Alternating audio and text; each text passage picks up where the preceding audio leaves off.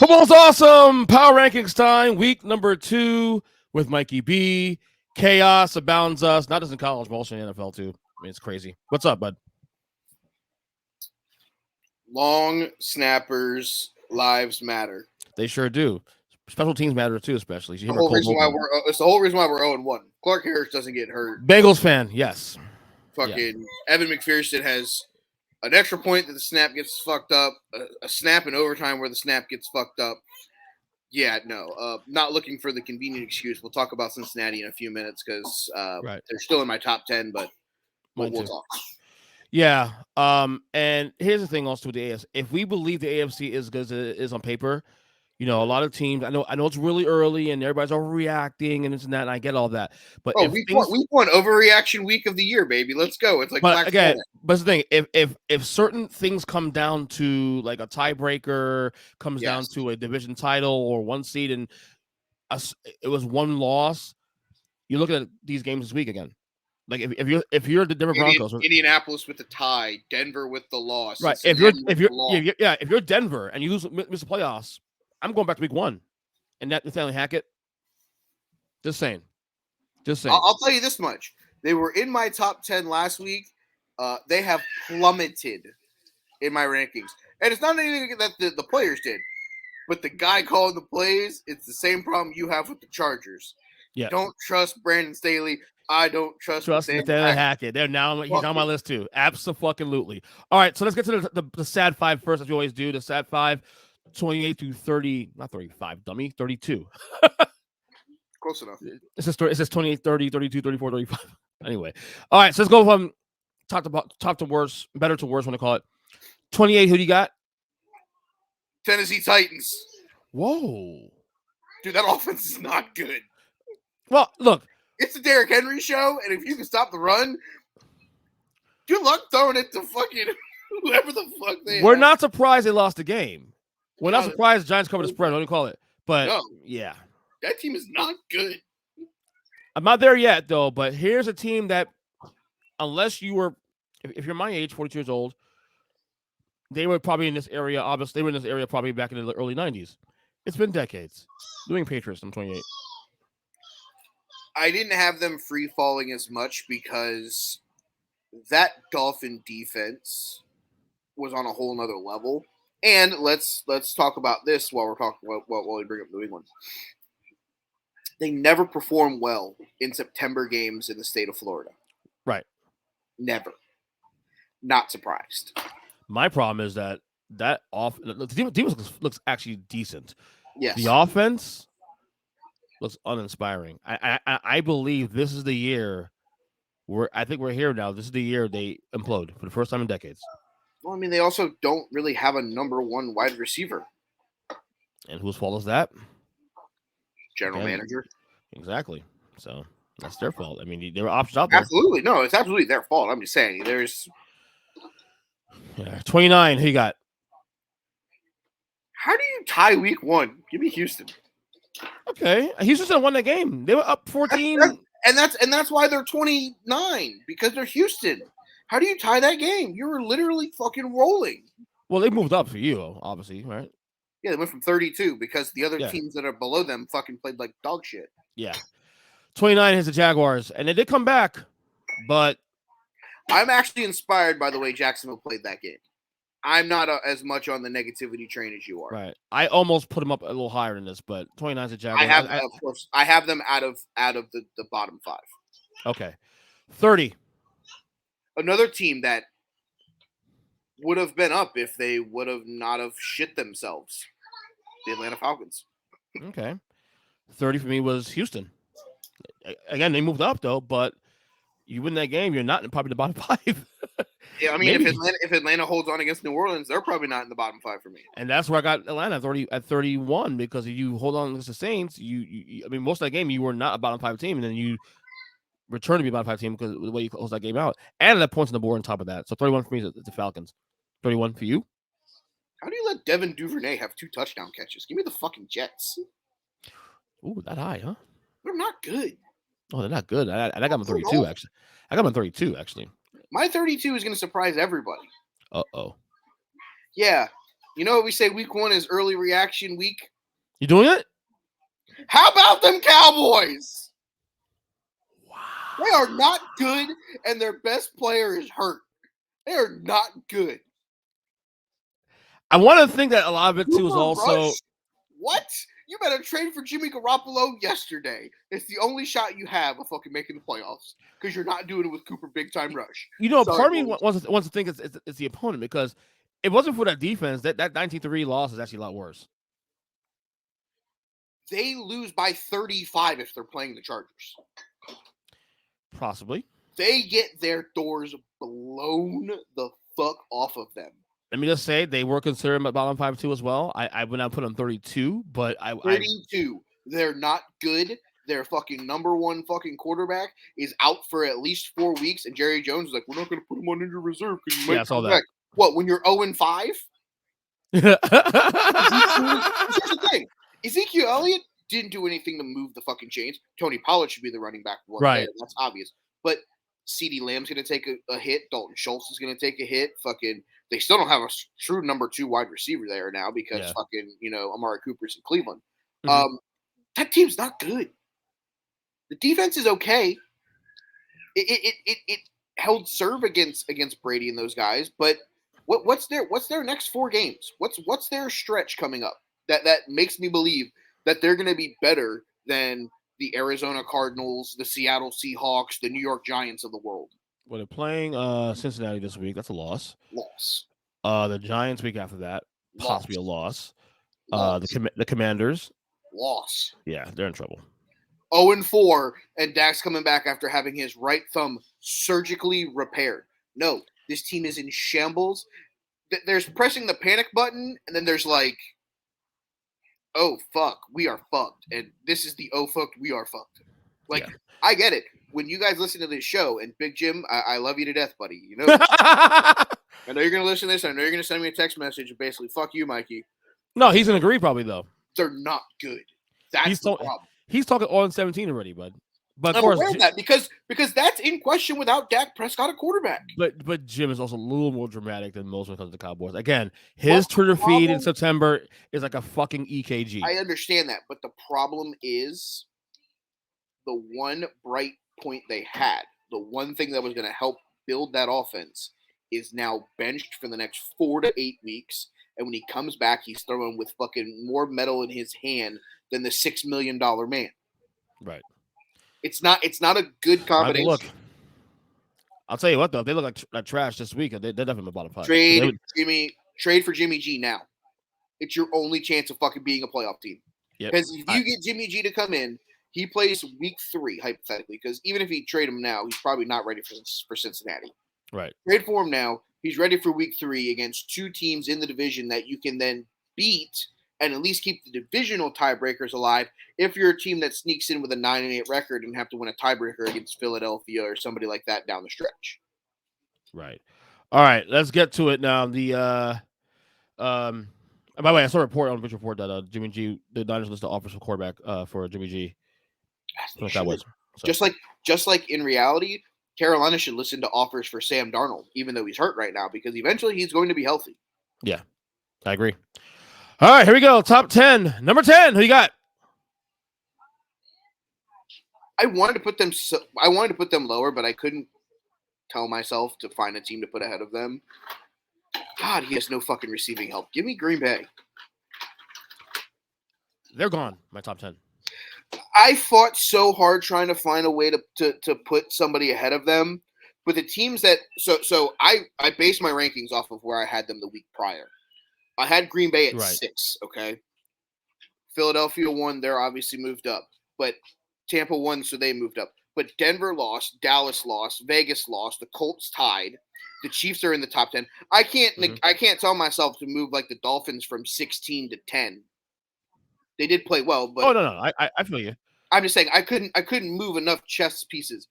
But if these receivers don't figure it out, this team's in a hell of a lot of fucking problems. Yeah. 10 for me, I went Vegas. Now, here's the thing. Yeah, it's a loss, but the Charter. I'm actually a little. Is it wrong for me to say that I'm a little disappointed in the Chargers this week, even though they won the game? that I wanted to see that kind of like put the game I'm away. I know more, his opponent. I don't know. I'm more disappointed in Vegas. Okay. You knew that Devontae and Derek Carr were going to have that great chemistry, that they were going to put up a shit ton of Right. points, obviously. Right. Didn't get Waller involved, didn't get Renfro involved. The run game was kind of suspect. To win this division, it's going to be a bloodbath. Like, you're going to have to get those guys involved because eventually teams are going to double and triple cover fucking Devontae Adams until. Right. So I'm more upset the fact that they didn't spread the ball around more from a game perspective. I don't care. Obviously, they don't care about fantasy football either. Yes, I have Darren Waller in a league. Yes, I have Devontae Adams in a league. I'm saying from a football perspective, to win football games, you have to get those other guys involved so that you can then let Devontae run free. Right. Yeah. I thought Vegas almost came back and won the game. They were in position to win the game. No, they played really well. But that's one of those things where late in the game, if you had gotten Renfro and Waller involved, you may be able to get Devontae on single coverage, and you might be able to make a play happen. Right. It didn't happen. All right, number 9. The best wide receiver in the National Football League right now, Jay Jetta and the Minnesota Vikings. Ooh. That guy's a fucking animal. He is an animal. 9 for me is the Philadelphia Eagles. I have them higher. I mean, my concern to the Eagles. I mean, they went at one spot, but my concern to the Eagles more so is the secondary. Jared Goff kind of but things at the end of the game. But yeah, they really turned it up. Detroit did, late. after there was a big lead. I know a lot of teams let off the gas, especially week 1. Mm-hmm. I think if that's a game that, playoff game like that, like they step on the throat, they keep the fucking first team out there for as long as possible, and then doesn't matter. Right. So I don't know, but Eagles they clearly in my opinion, have the distance to win the division. And if you look at the schedule and who they're playing this year, well, now that Dak Prescott's out, the only real challenge they had in the division took a fucking major hit. Yeah, and you look at their schedule too, especially like the number 1 seed could be in play here for them too. Look at their schedule. Oh, absolutely. They play in the NFC North. They play in the AFC South. Yeah, no, the only team and then their own division. The only team outside of their division that you're really like petulantly scared of it right now is Minnesota. Yeah, that's it. Yep, and they play next Monday. The same, so that's a huge game. Number 8. Long snappers' lives matter. I think that Joe Burrow had a really bad start to his Super Bowl slumping season, as people like to call it. Cincinnati. Left too many points on the field and gave too many points away. Can't do that in the division. Kudos where kudos is due to Mitchell Trubisky. But, Joe Burrow handed them that game with that pick 6 to Minkah Fitzpatrick. You mean Mitchell Trubisky? Trubisky. We're making that new thing. I mean, to be honest with you, the offensive line after like the second drive looked better. Yes, Joe ended up being sacked 4 or 5 times. But that's what happens when TJ Watt's on the field. It's the same thing as Tom Brady got sacked a bunch, and everyone was worried about the Buccaneers' offensive line. There's a guy on the field named Micah fucking Parsons who's really fucking good. That dude is fucking he had a bunch animal. Of that's what I'm saying. If you take TJ Watt off the field and Joe Burrow gets sacked 2 or 3 times, it's okay. But TJ Watt's on the field, he gets sacked 6 or 7 times. You're like, wow, it's fucking TJ Watt. Yeah. You actually didn't think a lot harder than I did. Wow, that's your team. I had him at 3, so did I. So did I. I have him at 3 too. 8 for me is the Chargers. Like I said, I wanted to see them fucking put the foot on the throat of the Raiders. That's what I was looking to see. They were in the control of that game most of the way, and then they almost blew the game. I wanted to see them put the foot on. Okay, everybody's high on the Chargers. Is it this team's the best roster in football? Blah blah blah. And granted, yes, the Raiders are a good team. But if you're up 24, then Keenan Allen goes out midway through the fucking first half with the fucking injury. Yeah, but I just wanted to see him put the foot on the throat. I didn't get that yet. But look, they won the game. They're top 10. So they moved up anyway for my ranking. So 8 for me is the Chargers. Number 7 for you. Who you got? This team enters my top 10 for the first time in 2022. Give me Patrick Mahomes and the Kansas City Chiefs. They're back. Okay, I'm not going that far. I'm not going that far. Considering him at 13 last week, I'm not gonna give you shit for this. Arizona, not good. Their offense is god awful. No DeAndre Hopkins, Kyler Murray running for his life.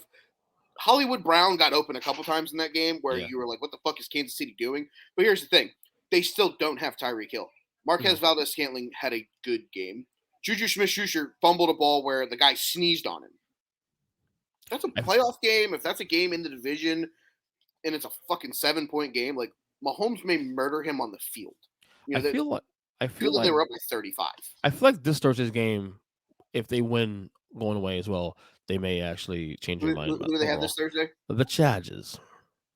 If they win that game, you can say they're back. If they lose that game by less than 7, you can say they're back. But, if they get blown out the water, like, I don't necessarily know that we can say that they're back because they're actually going to play. We're going to play a good secondary this week. Right. That's the goal here for Kansas City is keep this game close the entire way. Huge game. Can't wait to watch on Thursday. Number 7 for me is the Pay That Man Baltimore Ravens. Yes, the Jets. I had them a lot higher in the regulars in my first one. So they were number 9 or 10 of mine. I think it was somewhere there. They moved up a little bit on my list. Yes, it's the Jets. We got that, but Lamar threw the fucking rock with ease on Sunday. He looks like an MVP leader already. I know again it's the Jets, but I have my choice for MVP. Number 6 you got.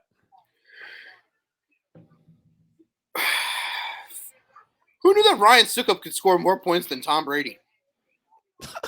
I'll give you the Buccaneers. Yeah. They got to find a way to finish some fucking drives. Like, seriously. Like, they want to be a Super Bowl contender. They got to find a way to finish drives. But they did their job. They won the game that they were supposed to win on the road in Dallas to start the regular season. Mm-hmm. But damn, dude, if they don't find a way to start finishing, they're in trouble. They could be. I do think that we not giving enough credit to the Cowboys defense, though, also, too. No, 100%. 100%. They played their asses off. Dallas' defense played their ass off. Yeah. If Dallas is playing, if Tampa's playing anybody else and leaves that many points on the field, though, they're probably losing that game. Tampa's one of the few. They do that against Buffalo. They do that against the Rams. They do that against the Chargers, even the Eagles, where it's like we have to keep settling for field goals. Probably losing that game. Tampa's one of the few teams in the league that has a little more leash because of the success they've had in the last couple of years. So I'm going to give them some time to, get things in order. I mean, they went up 2 spots even with not being able to. Right. I'm not saying anything negative against Tampa Bay. I'm just saying in a pinch where you have to win that game for playoff implications or something like that, they cannot do what they did on Monday night. They have to find a way to finish. Oh, I agree. 100%. 100%. 6 for me is, like you said, the Vikings. Again, if I think, look, Green Bay may not be as big trouble as we think they are, but I might be there ready. The Minnesota's win the division. Here's the thing. I might be there. The best part about their schedule is Kirk Cousins doesn't have a lot of fucking primetime games. Just 2. One is next week. So cool. When they go, so they can get out of the way. And their only 2 losses are the fucking primetime games. Then we can talk about how bad Kirk Cousins can only play at 1 o'clock on a Sunday. Right, exactly. But yeah, Minnesota looks by far the most complete team in that division, obviously. All right, 5 for you. Who do you got? Eagles, Eagles. Oh, you went high. Ooh, okay. I had him at 7. That's so true. I moved him up 2 spots. So you're going based on your last week. I'm going based off of last week. They looked good. The offense got it going after the first drive. Yes, they let the Lions score points, but that Lions offense isn't as bad as people think they are. I have the Lions still as a playoff team as of right now. The fact that they were able to score effectively, defense got involved, AJ Brown got involved, the run game got involved with both Kenneth Gainwell and Miles Sanders. This team was clicking on all cylinders, and I'm okay with giving up 28 points. You got to score. You have to score to win in this league. That's no questions about it. Jalen Hurts looked pretty good. Devontae Smith looked okay. They got everybody involved. So I like where Philadelphia is right now as a cohesive unit. Right. 5 for me is your Bengals.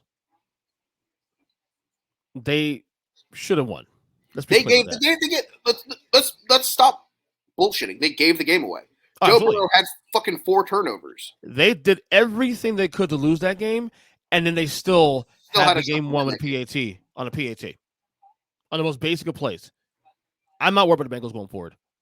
I'm worried if they don't fucking hire a fucking long snapper because yeah, but also if not, you're just gonna see Zach Taylor do this a lot this year. I do think once again though we don't give credit to those divisional games with the Steelers. No matter how bad they are, they always come out and play. Personally, 100% personally, you knew that your fucking long snapper was out. You had the game tied. I'd have went for 2. You mean like my G-Man? Yeah. No, I'm saying because what's the worst that can happen? You go to overtime. Right. You don't have to let Matt go out there and try to. That's true.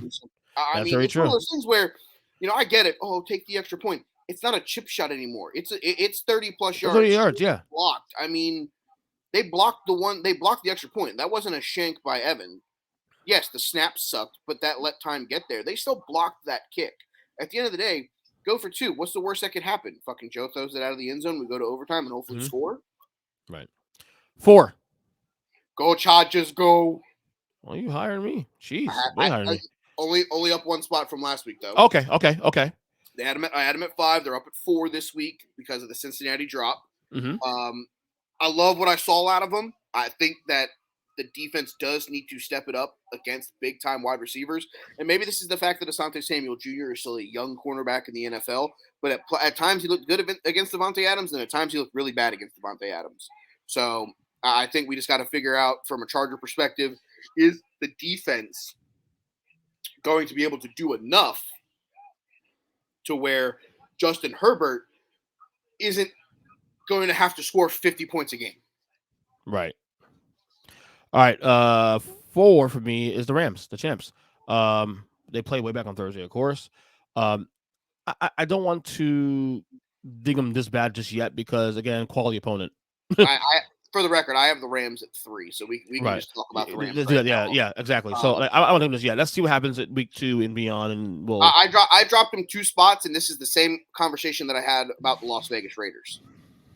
Matthew Stafford knows what he's getting from Cooper Kupp, so he got the ball to Cooper Kupp a lot.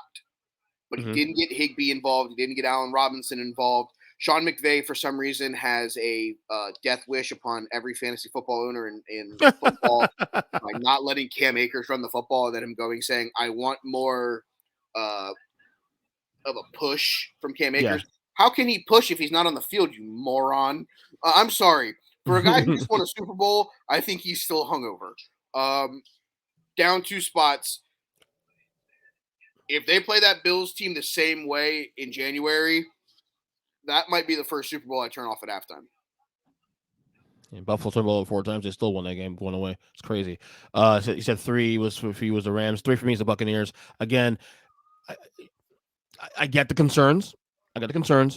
But again, this team deserves a little more leash. It is Tom Brady, and of course, Tom Brady with the 7 rings. I'm going to give him a lot of leash because he earned that. Mm-hmm. You know what I mean? So that's what it is for me. I'm not going to defend this. It is what it is. 2. I know it was the goddamn Jets, but fuck me, dude. How is he throwing 3 touchdowns to Devin Duvernay and fucking Rashad Bateman? Up 2 spots. Give me the Ravens. Boy.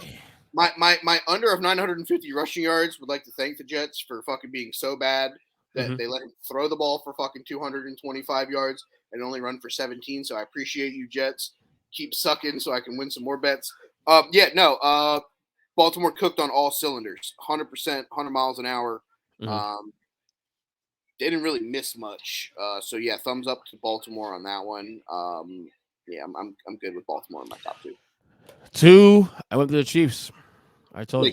You had them a lot higher than I had them at 4, I think, last week. That's what I'm saying. So you had them a lot higher. I moved them from 13 to 7, so I jumped them up 6 spots. I couldn't tell myself. And if we're doing a 1-game sample, and granted, I'm not sitting there saying that 1-game samples mean anything because they don't mean anything.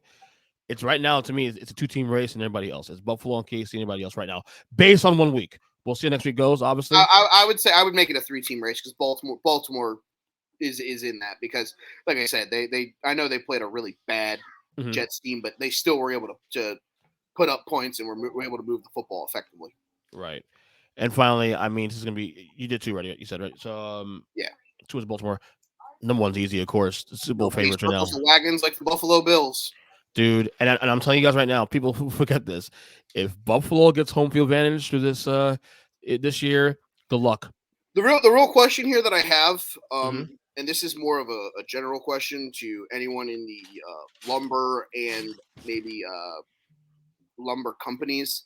If I decided to buy a table, is there a table shortage? Because I'm expecting Bill's Mafia to jump through every table on God's green earth between now and January, because they're gonna fucking run through everybody. Yes.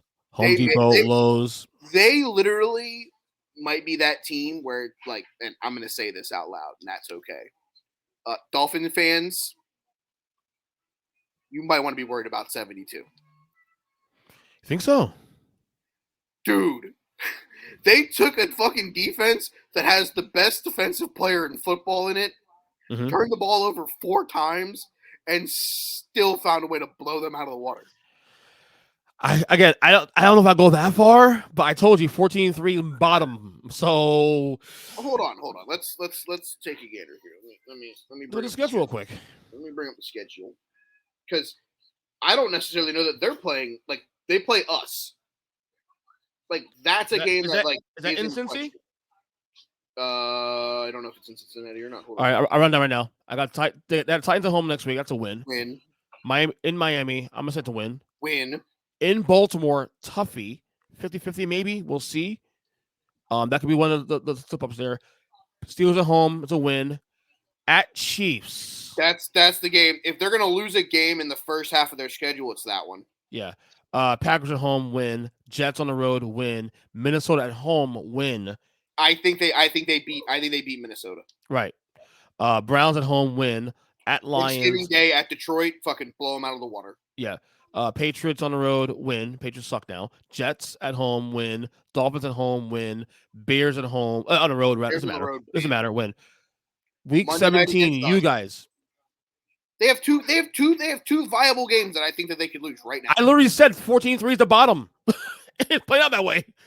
That's okay. So even if we say Bengals a loss, that's 3 losses. That's the bottom.